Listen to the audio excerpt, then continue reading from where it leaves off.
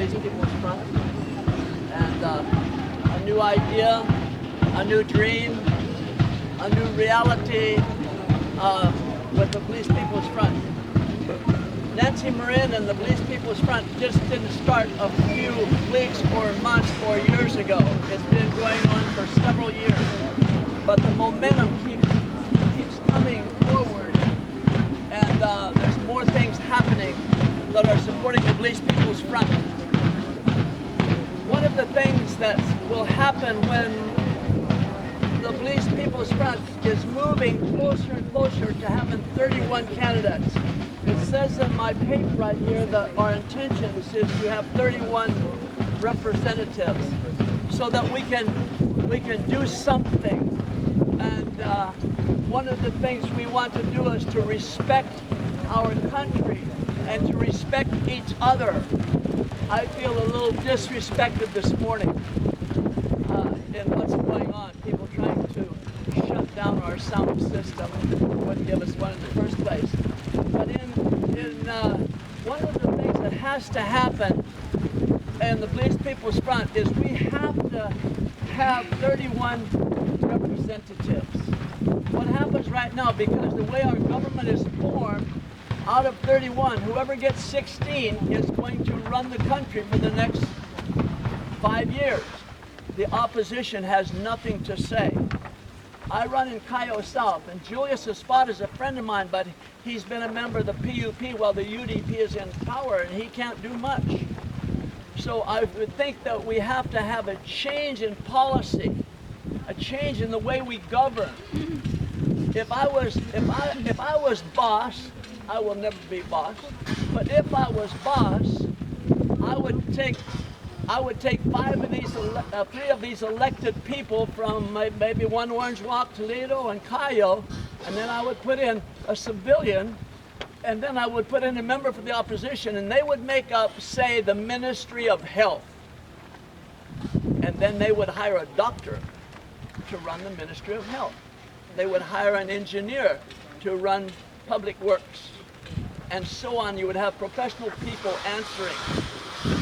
But we can only change that by voting our party in. Our party has to have enough support to be able to make change. Our system right now, as we understand it, when the UDP gets in and Dean Barrow is the head of the UDP, when they're elected, he automatically becomes Prime Minister. He automatically appoints Deputy Prime Minister. He automatically appoints all the ministers and the CEOs and all the high positions. So there's no check and balance. If anybody says anything negative to him, he can remove them. So we really live under a kingdom. So we need to pray to God that something changes. We need something to change. Some of the things that we want a candidate for each constituency. We want to empower women to run equal with men.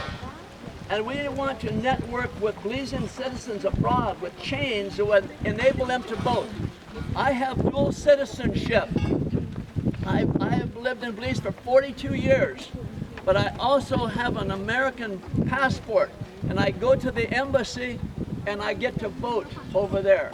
And they mail it to where I used to live, and I get to vote. We've got a lot of lovely Belizeans that live outside of Belize that send money. We've got some staying at Banana Bank right now. They just want to come back here so bad. They're not happy living in Atlanta. They really want to come back. They're in their middle 60s. There's so many people want to come back. So we think that there should be a way they can vote. I can vote. They could vote if they wanted to. So we want to demand government transparency, integrity, and certifiability. Certified audits. Our audits should be certified. We live in a computer world these days, and when you make a payment of $1,000 and it goes for 3 different things, that should go to 10 computers, and that money should not be lost. That money should be transparent, and auditors should be able to pick that up. And we want to emphasize and improve health care, education, and job creation. Belize rates 3rd or 5th in the murder rate in the world. If we use the last 10 days, we'd probably be 1st. And that's calculated up. A lot of people don't understand, but that's calculated on per 100,000 people of your population. Out of every 100,000, you lose so many people. We are third or fifth in the world. That's amazing. Only 7% of our murders that are arrested are actually convicted. We already talked about it, about forensic testing. Forensic testing is not hard. Sometimes we should expedite hearings. When a murder happens, it shouldn't happen. The case shouldn't come up 5 or 7 years later. It should come out in 2 or 3 months. That's when it should happen. When I first come to Belize, I made it tell me that slow justice is like no justice. I believe that. So we need to have those hearings faster, and we need to equalize attorney prosecution skills to match defense attorney. Sometimes if a guy's a kind of have a high-level person, we have a prosecuting attorney that hasn't been in the law very long, and the other guy's got 3 attorneys. And so who wins that case? 80% of Belizeans believe that obvious murders justify the death penalty. Anyway, I'm very hopeful and enthusiastic about the Police People's Front, and I'm seeing more people get on board.